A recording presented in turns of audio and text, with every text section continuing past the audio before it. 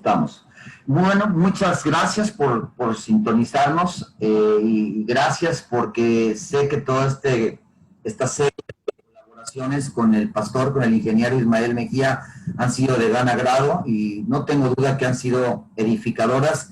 Y agradezco a un amigo, al ingeniero Ismael Mejía, pastor de la iglesia Shalom, en la bella y paradisiaca ciudad de Cuernavaca, Morelos, que este tiempo, ya esta es creo que la tercera. Gracias, Ismael.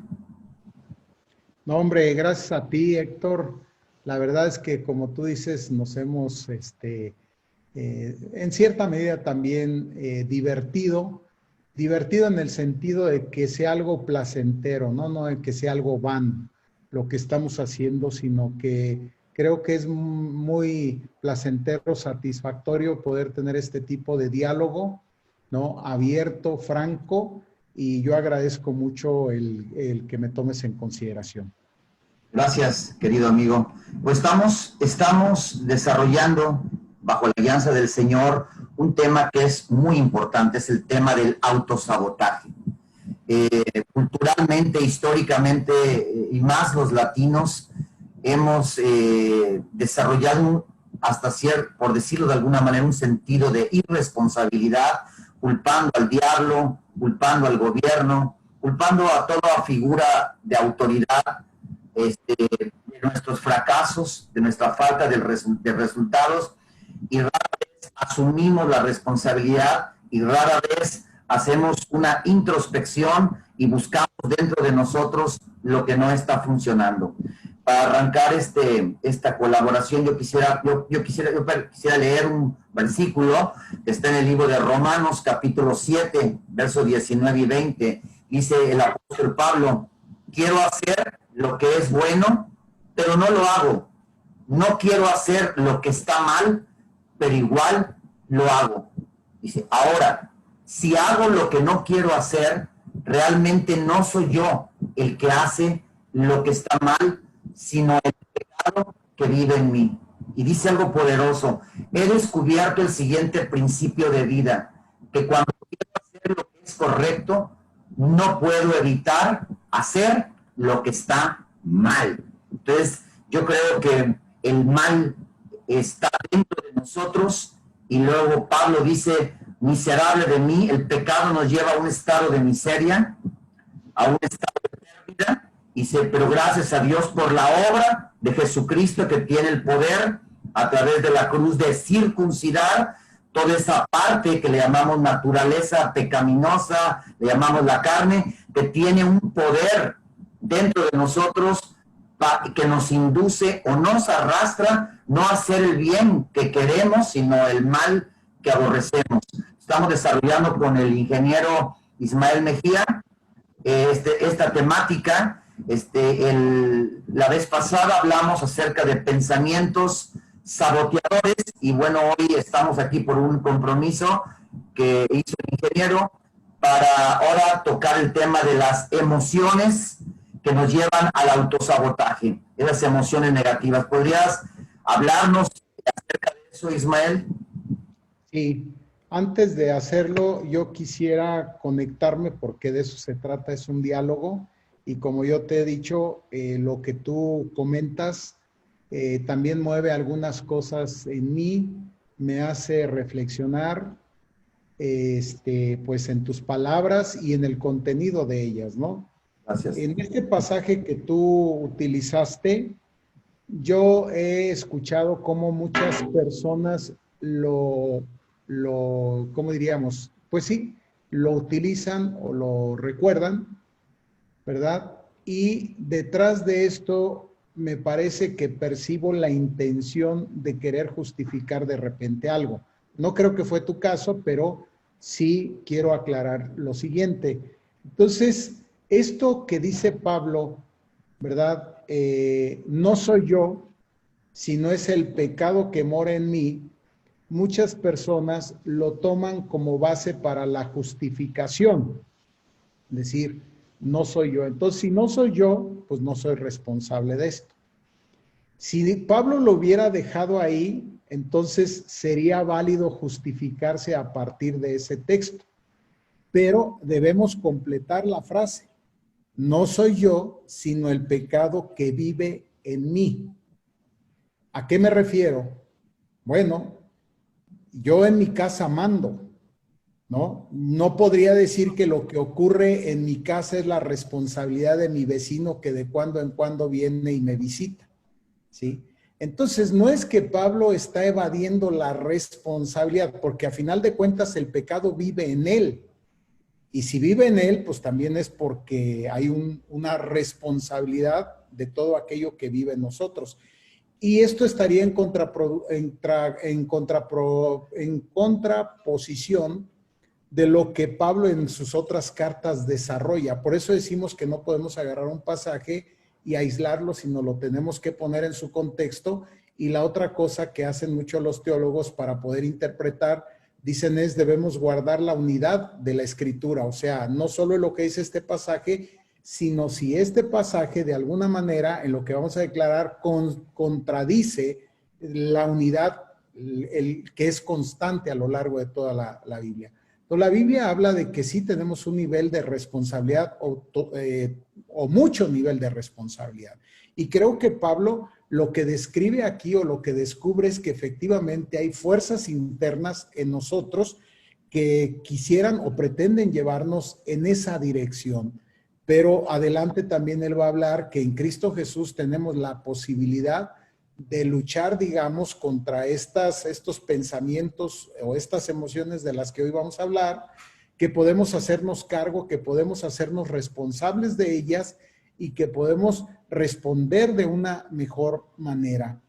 Más nosotros como creyentes que hoy día contamos con dos instrumentos muy importantes o dos elementos, ¿no? Uno es la palabra y el otro es la persona del Espíritu Santo actuando en nosotros. Entonces eso nos va a dar ventaja, como veremos en este diálogo, en esta conversación.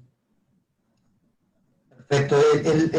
La colaboración anterior creo que desarrollaste de una manera profunda y muy exacta de cómo una forma de pensar saboteadora, negativa, puede arrastrarnos a conductas o a comportamientos que nos llevan a no lograr lo que se supone nosotros nos fijamos, nos trazamos o deseamos, ¿no? Pero hoy pudieras instruirnos, pudieras enseñarnos, porque yo sé que eres un maestro y una autoridad en este tema, de cómo los pensamientos saboteadores interactúan con emociones saboteadoras y esta relación simbiótica, este binomio, nos arrastra y muchas veces se convierte en un torbellino que nos arrastra a hacer lo que no queremos o lo que nos hemos propuesto no hacer y que redunda en que no logremos lo que nos hemos propuesto. Bueno, quisiera hablar de algo aquí que creo que es importante y nos puede ir ayudando. La relación motivación-conducta, ¿sí? Porque a final de cuentas, si tú lo has comentado, hiciste alusión a la conducta, decir, a hacer. Cuando hablamos de hacer, estamos hablando de la conducta. Entonces, para tener esa conducta o para hacer, como tú dices, necesita haber previamente una motivación. Sin motivación no hay conducta. Entonces, eso es lo primero que quiero poner en la mesa. Lo segundo que quiero poner en la mesa es centrarnos en el tema de la motivación. O sea, ¿qué nos motiva? O sea, ¿qué nos mueve? ¿Cuáles son las fuerzas que nos motivan para luego entonces llevarnos a la acción? Y ahí es donde hay dos líneas muy fuertes de pensamiento. O sea, los expertos en estos temas nos dicen que hay dos fuerzas que generan esa motivación. La motivación puede ser una motivación positiva, digamos, que nos llevaría a la acción, pero también la motivación puede ser una motivación negativa que nos llevaría a la inacción. Y en ambos casos, en la acción o en la inacción, hay dos fuerzas que generan esa motivación, ¿sí? O esa falta de motivación o esa motivación contraria, como le querramos llamar.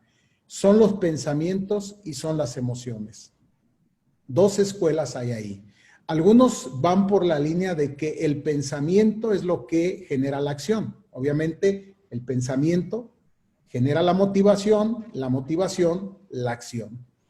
Otros van por la línea de que dicen, es la emoción es tal fuerza que la emoción genera la motivación y la motivación es lo que conduce a la acción. Estas dos líneas de pensamiento en algún momento parecían irreconciliables, ¿no? El argumento, por ejemplo, de los que planteaban que era la emoción la que prevalecía, que la fuerza, o sea, la fuerza de la emoción era mucho mayor que la del pensamiento, ¿sí? Entonces entraban, digamos, en esa lucha con los que estaban en la idea de que no, la fuerza más poderosa es el pensamiento. Y de hecho, el pasaje de Romanos 12:2 parece indicarnos eso, cuando dice, cambien su manera de pensar para que cambien su manera de vivir, en resumidas cuentas. Entonces, la verdad es que las dos cosas son fuertes, son fuerzas poderosas en nosotros. Ya hoy día hay como una mayor, ha habido un acercamiento de estas corrientes y ha salido como una propuesta, diríamos, mixta, en donde dice, bueno, las dos cosas o las dos fuerzas son importantes para generar en nosotros una acción, una motivación positiva que nos lleve a la acción o una motivación negativa que nos lleve a la inacción, inclusive no solo a la inacción, que sería la parálisis, sino en el sentido contrario de donde yo estoy queriendo ir.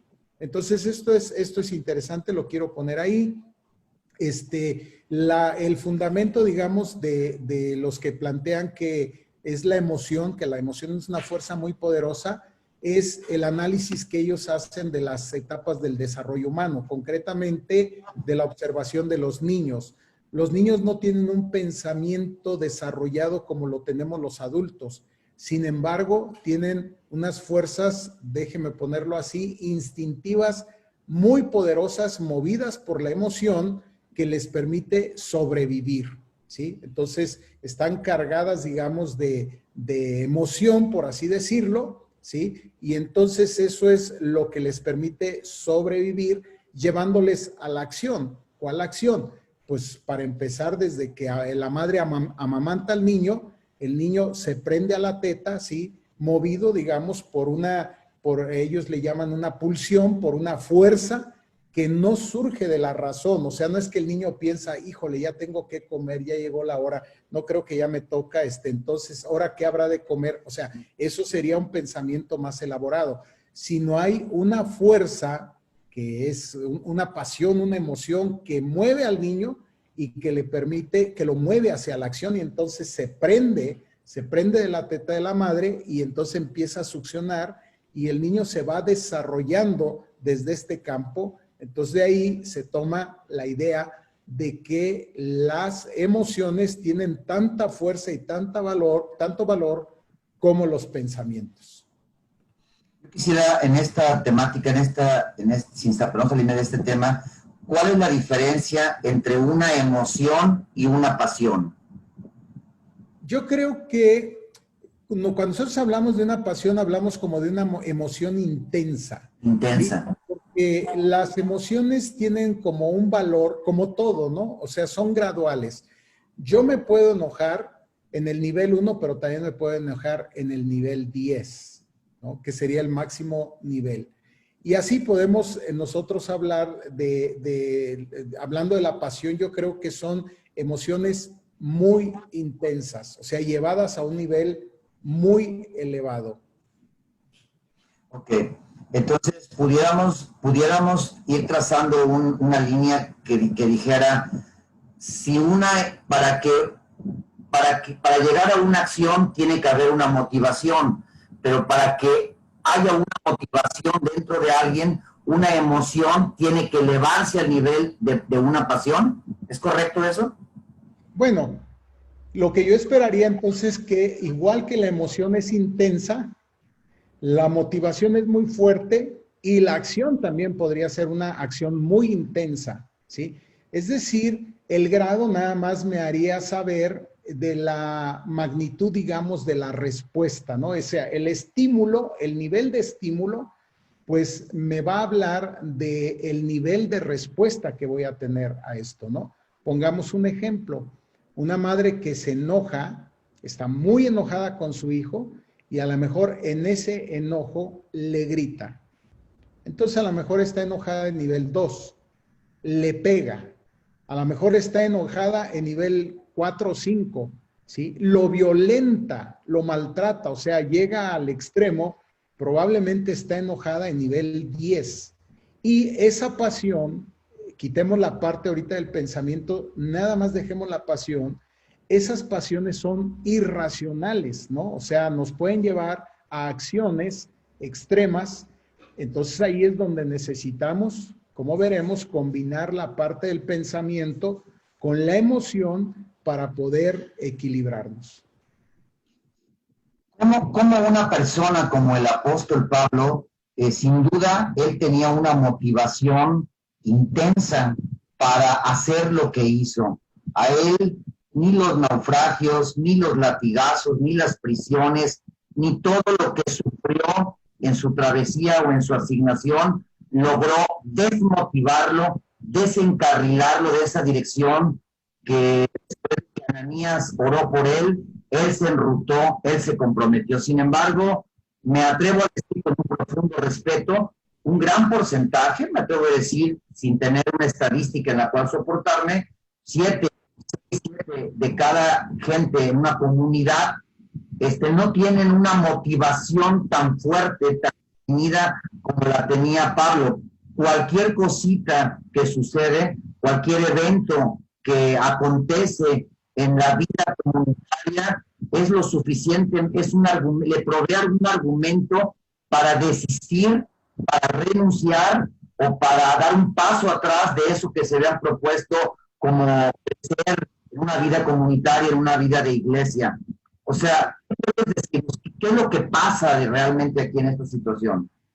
Bueno, en ese sentido yo veo en Pablo un hombre muy completo y muy equilibrado. No significa que no fuera un hombre de pasión, pero a la pasión también le metía mucha razón. De hecho, nosotros sabemos que mucho de la teología o de la cristología, que nosotros, dentro de la teología hay una rama que se conoce como cristología, nosotros sabemos que mucho de la teología, de la cristología, es desarrollada por Pablo. Entonces, no solamente es un hombre de pasión, sino también es un hombre de muchísimo análisis. Si él nada más hubiera sido un hombre de pasión, probablemente tendríamos a un Pedro, ¿sí? Y ya había un Pedro, ahora lo que necesitábamos era pasión más razón y más inteligencia. Entonces, a lo mejor no hubiera sido necesario un Pablo, pero se hacía necesario un Pablo y Dios pensó en este hombre que, digamos, equilibraba, encontraba como un balance. A veces le ganaba la pasión. Él aprendió a trabajar con sus propias pasiones, ¿no?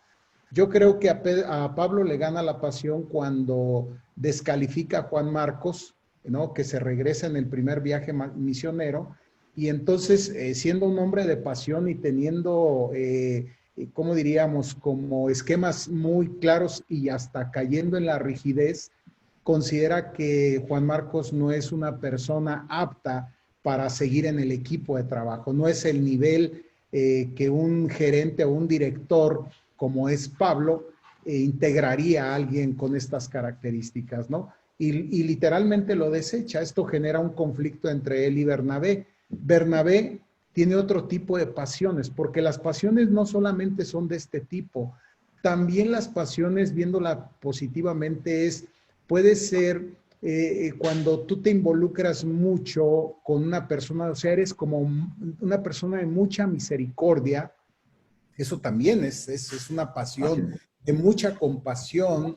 Entonces, ese es Bernabé. Y Bernabé, sus pasiones que son distintas a las de Pablo, su pasión es por las personas, por desarrollarlas, por capacitarlas, por darles oportunidad, no sé. Y es tan de pasión que entran en una controversia tal, cada uno apasionado con lo suyo, y Bernabé se empeña en defender a Juan Marcos y se separan ¿no? Al tiempo, Pablo pide que le manden a Juan Marcos. Entonces vemos a un hombre que ha crecido en esto, que ha aprendido a manejar esas pasiones porque son buenas, insisto, es una fuerza motivadora, es algo que nos pone en marcha, pero la pura pasión sin la razón nos puede llevar a cometer acciones equivocadas. Necesitamos un balance. Hay un libro que a mí en lo personal me gusta mucho, se llama Choque de Civilizaciones, Samuel H. Huntington, y él dice ahí que de las 20 y tantas civilizaciones que ha habido en la historia humana, de esas 21 civilizaciones se han extinguido, no porque alguien las haya destruido desde el exterior o alguien las haya conquistado desde el exterior, sino se extinguieron porque, por la decadencia, porque se autodestruyeron. Desde el interior empezó un cáncer que deterioró todo. Siguiendo esta línea, que es la que a mí me interesa mucho darle luz al cuerpo de Cristo, es que hay muchas cosas, hablo a título personal, como hombre, como padre, como esposo, como pastor, como ingeniero, muchos de los fracasos, que han sido muchos que he tenido en mi vida, pues tratando de no transportar la responsabilidad del fracaso a terceras personas y haciendo una verdadera introspección, pues siempre he llegado a la misma conclusión de que yo soy el autor, la mayoría de las veces inconsciente, pero muchas conscientemente, por el hecho de no haber modificado pensamientos, no haber crecido, como nos estás enseñando, en un pensamiento más maduro.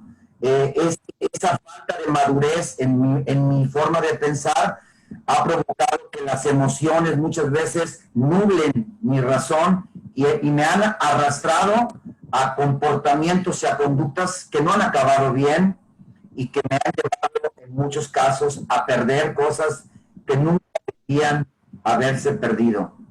Entonces, ¿qué más puedes platicarnos en este tema? Me gusta mucho en este tema, para que la iglesia deje de ser autosaboteadora, que dejemos de culpar a Satanás, aunque tiene su parte, pero que la iglesia comience a ver hacia su interior, como tú lo decías en la plática informal que tuvimos antes de esta colaboración, a ver lo que no hemos hecho bien, a ver las fallas estructurales que como iglesia, como congregación tenemos, y que muchas de esas fallas estructurales provocan comportamientos autodestructivos. Sí, yo creo que de esto que estás comentando, y para seguir en la misma línea, en David encontramos otro hombre de pasiones. O sea, David es un hombre apasionado por Dios, así, literalmente. Entonces la pasión puede actuar en una dirección o en otra dirección, ¿sí? Y la pasión, como tú dices, nos puede llevar en una dirección equivocada. A David muchas veces lo llevó en la dirección correcta, porque esa pasión, igual que el pensamiento, ¿verdad? La Biblia dice que llevemos todo pensamiento cautivo en obediencia a Cristo, ¿sí? Que filtremos todo pensamiento a la luz de la palabra.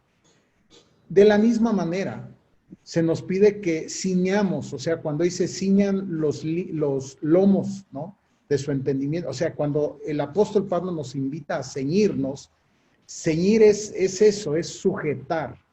Entonces las pasiones también tienen que ser sujetadas, tienen que ser controladas, tienen que ser llevadas delante de Dios, porque de otra manera nos van a llevar en una dirección a la que a lo mejor no estábamos pensando ir, y cuando menos nos damos cuenta ya estamos allá. El caso de David, ¿no? Es un hombre de pasión, sí. Yo nada más quiero pensar la cantidad de pasión, si lo quiero hablar bioquímicamente, de cantidad de adrenalina, de cortisol y de muchas otras sustancias que vienen con la pasión, que requirió para llenarse de valor y pararse frente a un gigante que por mucho lo pasaba, en todos los sentidos. Entonces, en ese sentido, la pasión tiene su valor positivo. ¿Por qué? Porque el fin último es vencer al enemigo de Israel y de esta manera levantar al pueblo de Dios en honra y todo lo que en victoria y todo lo que querramos ver que deriva de allí. Entonces veamos cómo esa pasión está bien enfocada, está bien canalizada, esa emoción, no sé, el coraje, la rabia que experimentó cuando vio a este hombre humillando a los ejércitos del Señor.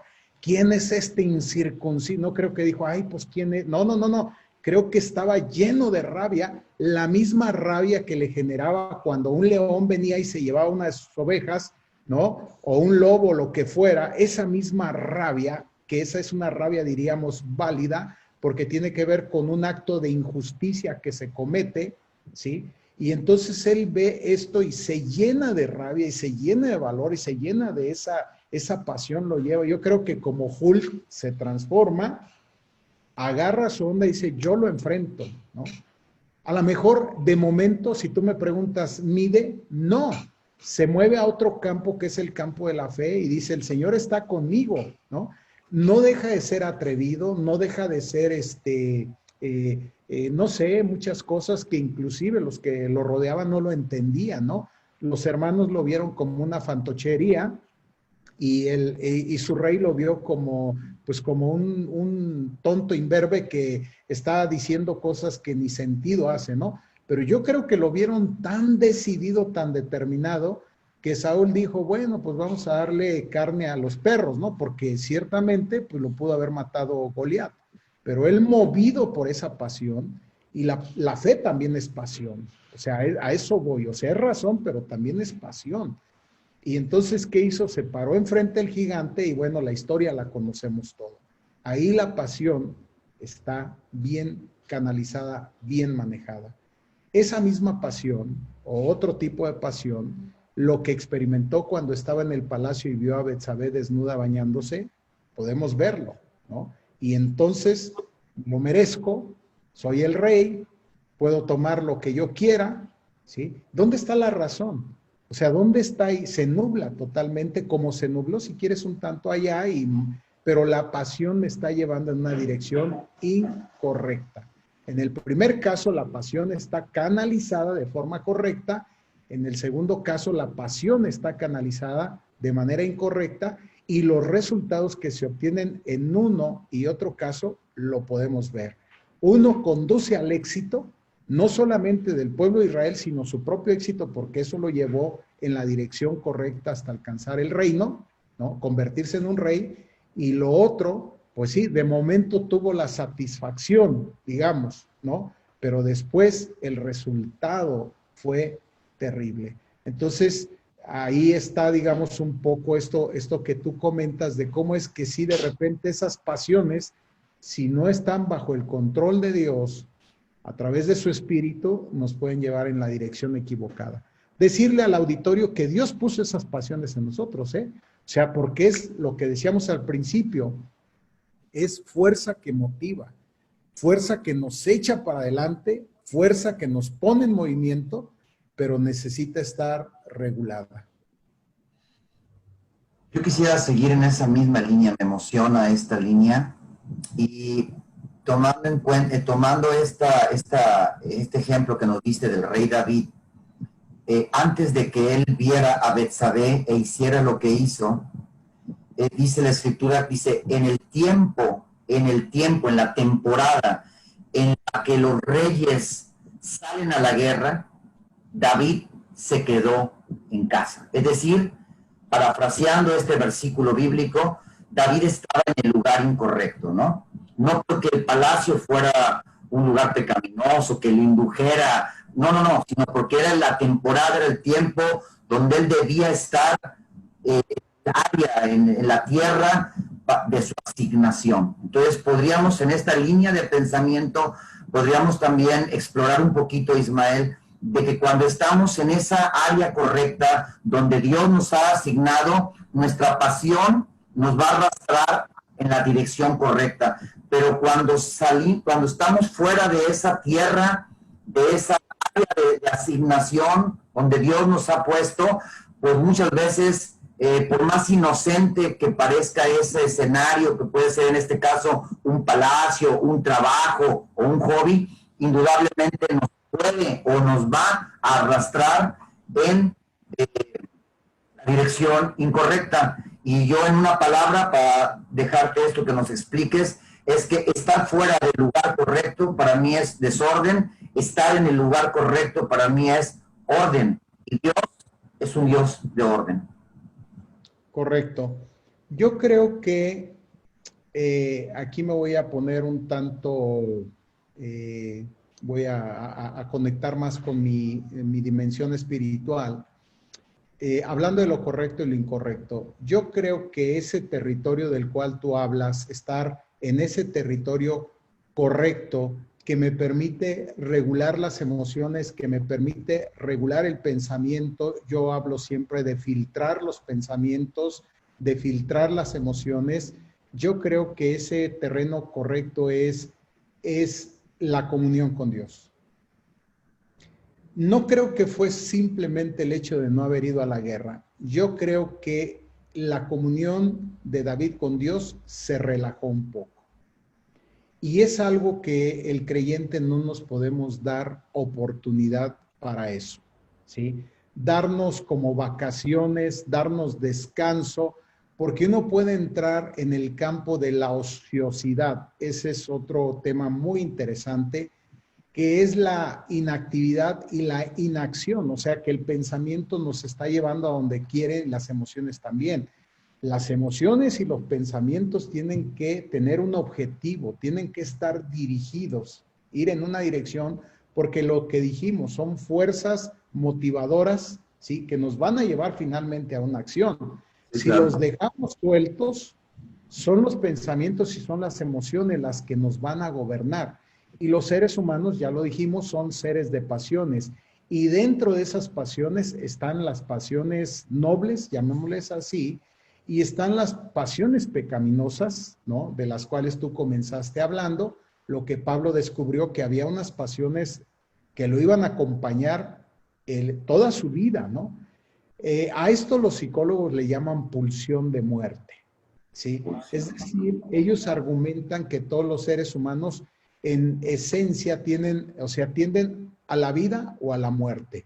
Y cuando tienden a la muerte, entonces tienden a la muerte, se vuelven autodestructivos. Y la Biblia no está peleada con eso cuando Moisés pone al pueblo delante de él y les dice, aquí está la vida y acá está la muerte. Elijan ustedes. Entonces no está tan equivocado ese planteamiento teórico, sí es un planteamiento muy del psicoanálisis, ¿no? De que hay una tendencia, ¿no? Ya lo dijimos, Pablo también habla de ello. Y esto me hace pensar en lo que también comentaste hace un momento, que decías que se habían estudiado las civilizaciones y las civilizaciones se autodestruían a ellas mismas. Yo creo que quien se destruye a él mismo es el hombre. Es el hombre el que forma las civilizaciones y de fondo él tiende hacia esa autodestrucción que, regreso, es el camino incorrecto. Entonces, no podemos distraernos en nuestra comunión con Dios. Necesitamos estar conectados a la palabra todo el tiempo. Necesitamos estar en ese terreno, en esa tierra segura de la cual tú hablas, que me gusta mucho la idea, porque solamente estando en ese terreno seguro vamos a poder filtrar nuestros pensamientos y nuestras emociones y vamos a poder identificar aquellos que no son correctos y que nos pudieran llevar a acciones incorrectas y entonces, bueno, tomar control de ellos. Quisiera seguir en dos temas. El primero es ese lugar, el lugar correcto o el lugar seguro, el lugar donde va a haber pulsiones de vida y no pulsiones de muerte, el lugar donde voy a caminar en la dirección que Dios ha trazado para mi vida, aún desde antes que fuese concebido en el vientre de mi madre. Yo quisiera, para poder explorar este punto, tomar como una alegoría del viejo pacto. Cuando Israel sale de Egipto, ellos tenían de día a una nube, y si ellos seguían la nube de día y seguían la columna de fuego de noche, ellos, eso lo conecto con la palabra que tú dijiste, el seguir la nube o el seguir la columna de fuego es una forma en el mundo de las sombras, de los tipos y de las figuras, de definir o entender humanamente lo que es la comunión, ¿no? Es decir, si esa comunión se perdía y ellos perdían de vista porque se distraían o ponían su atención en alguna otra cosa, la nube seguía avanzando y ellos podían inconscientemente o sin darse cuenta creer que estaban en un lugar seguro cuando ese lugar fue seguro, pero ya no lo es.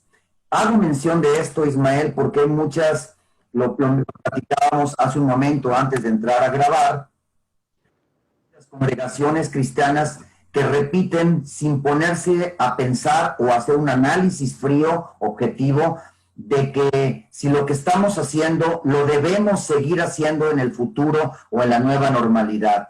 Y mucha gente dice, si funcionó en el pasado, ¿por qué no seguir repitiéndolo? Entonces, en este tema, Ismael, siempre lo que es hoy, tal vez mañana no lo sea. Y en el plano de la tecnología, pues esto se entiende muy fácilmente, ¿no? La tecnología va avanzando tan rápido que muy velozmente, muy rápidamente, algo de ser la punta de lanza, el smartphone de moda, rápidamente queda en un lugar incorrecto o en un pantano de la obsolescencia. Entonces, yo quiero hacer mención de esto, quiero regresar a este punto porque no está, parece sencillo, Ismael, sin embargo, no lo es.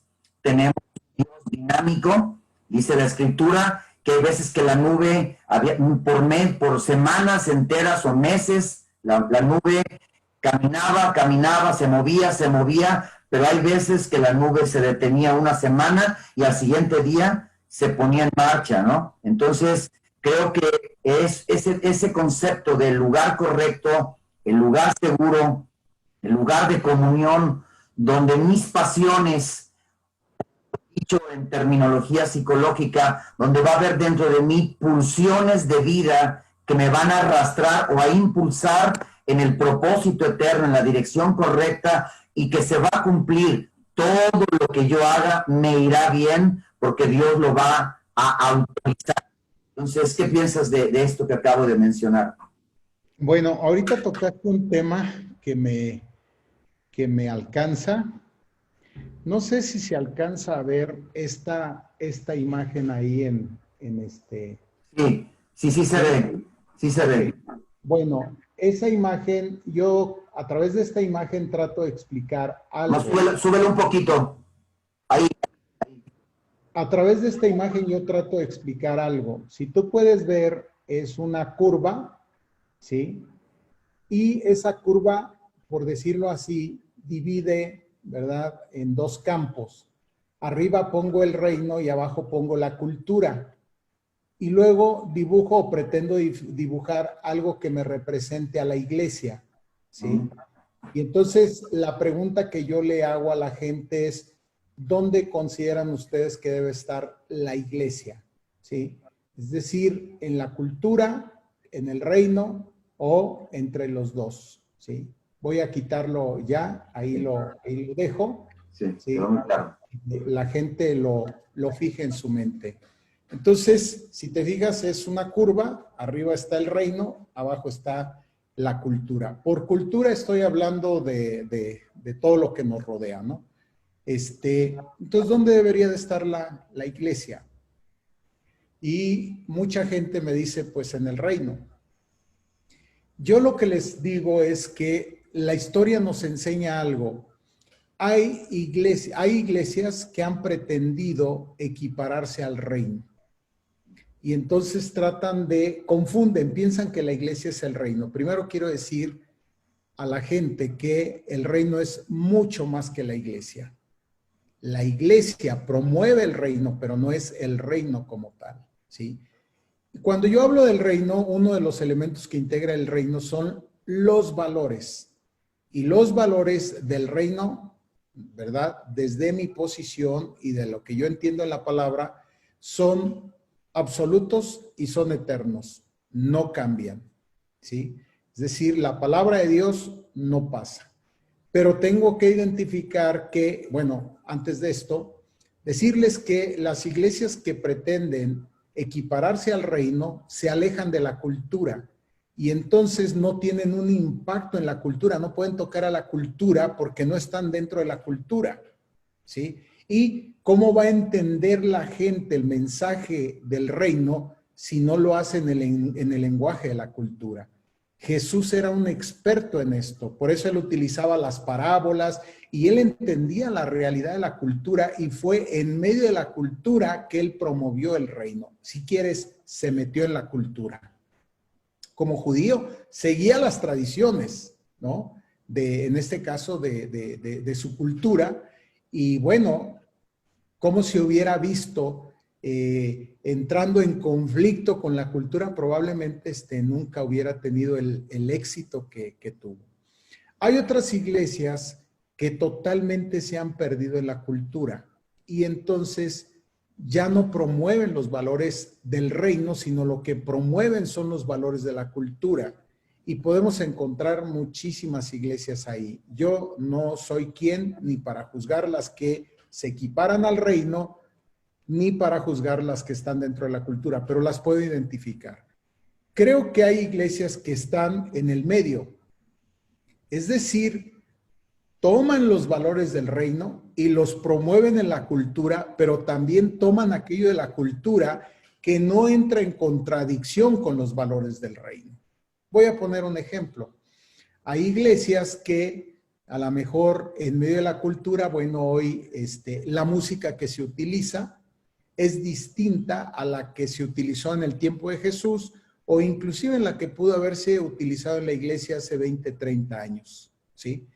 Y entonces la gente confunde esos valores de la cultura con los valores del reino o los equipara. Piensa que es lo mismo, no matarás, debes de tocar este tipo de música. ¿Sí me explico? La iglesia muchas veces ha sido poco sabia y ha hecho estas mezclas generándose un conflicto innecesario y alejándose de la cultura en este momento, ¿verdad? Que estamos viviendo. Y entonces, bueno, piensa que no puede sacrificar ese valor, lo digo con mucho respeto, ¿no? Con mucho respeto para iglesia, aquí me podría meter en un conflicto, que utilizan cierto tipo de liturgia, ¿sí? Y entonces piensan que la liturgia es uno de los valores fundamentales y esenciales del reino, ¿sí? En cuanto a su forma. O sea, la liturgia, por supuesto que es un valor fundamental, ¿sí? Pero en cuanto a la forma, es decir, a qué tipo de instrumentos o a qué, no sé cómo llamarle en el campo de la música, ¿no? Qué tipo de música o de armonías o lo que se diga.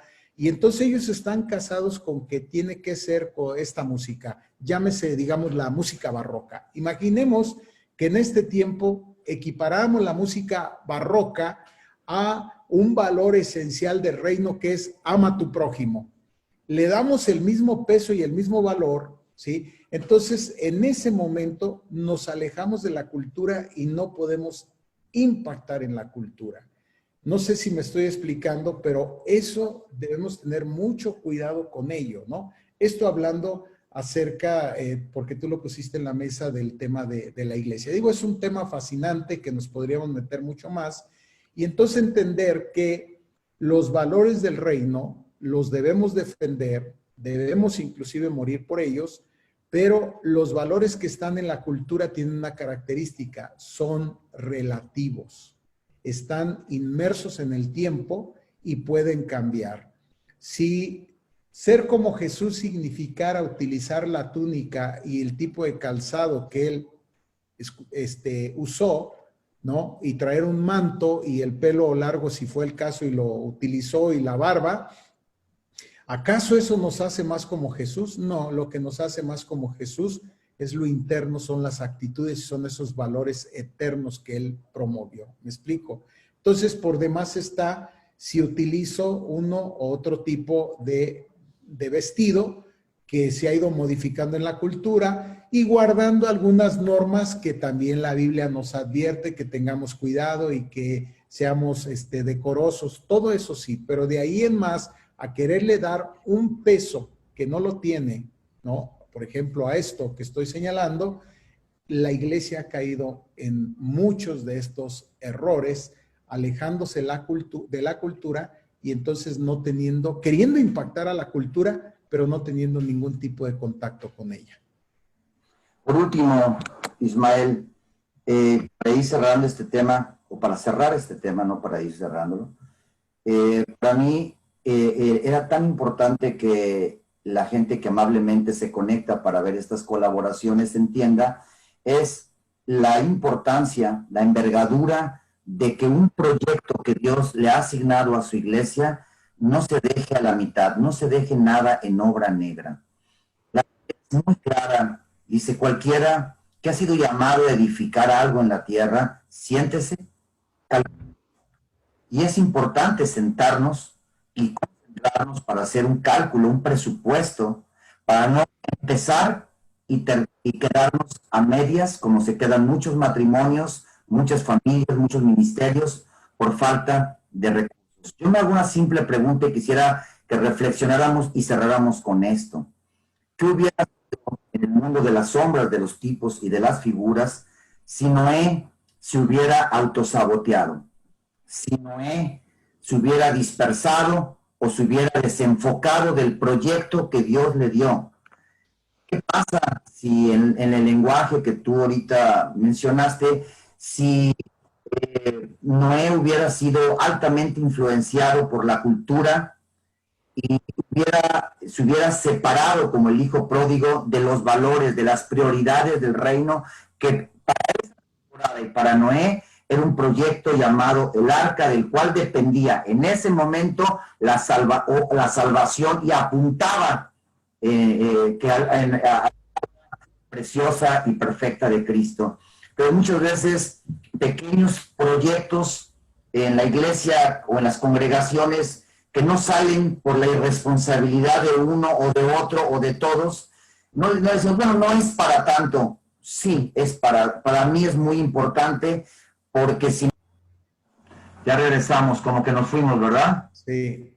Ok, pero ya estamos. Entonces, ¿qué piensas acerca de eso, Ismael? De la envergadura, de la importancia de ser efectivos, asertivos, de llevar a un término todo proyecto que Dios nos asigne, y no dejarlo a la mitad por comportamientos o conductas autosaboteadoras.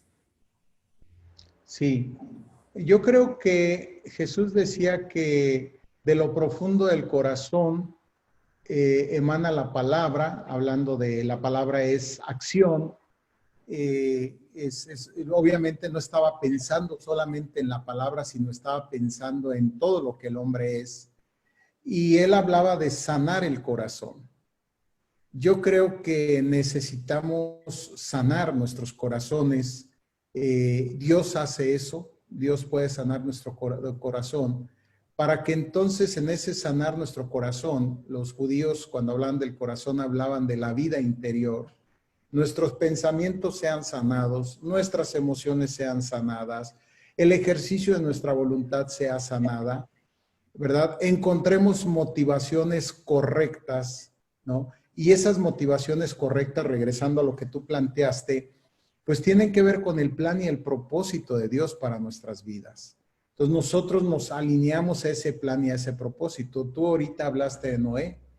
Qué bendición, Noé, Abraham, Moisés, José, todos estos hombres a quienes leemos en la Escritura, Pedro, Pablo, Jacobo, Juan, tú, yo, aquellos que hemos entendido que Dios tiene un plan y un propósito perfecto para el hombre y en particular para cada persona. Alinearnos con ese propósito, ¿sí? Conocerlo, descubrirlo, entrar en esa relación con Dios y saber que Él nos va a dar todos los recursos, todo lo que vamos a requerir para alcanzar aquel proyecto. Hay algo que nosotros tendremos que hacer. Abraham tuvo que salir de su tierra. Noé tuvo que cortar la madera, preparar el arca, ¿sí? José, bueno, todo lo que tuvo que hacer, provisión, ¿no? Administrar, y así podemos ir. Entonces, hay algo que nosotros tendremos que hacer, pero sin duda alguna, Dios estará de nuestra parte, nos ayudará a cada paso, en cada momento, y pondrá en nosotros aquello que haga falta, ¿sí? Él estará con nosotros y créanme, yo lo he visto en mi propia vida. Creo que primero fui llamado fue obediente a su llamado a la salvación. Ese es lo primero que tenemos, a lo primero que tenemos que responder. Ser obedientes en el llamado a la salvación y después ser obedientes en el llamado a su servicio. Y ahí nosotros vamos a encontrar una plenitud, diríamos una vida plena, ¿no? Entonces, pues eso es lo que yo podría compartirte, Héctor. Sé que con esto yo estaba diciendo que cerrábamos, pero quisiera hacerte una última pregunta.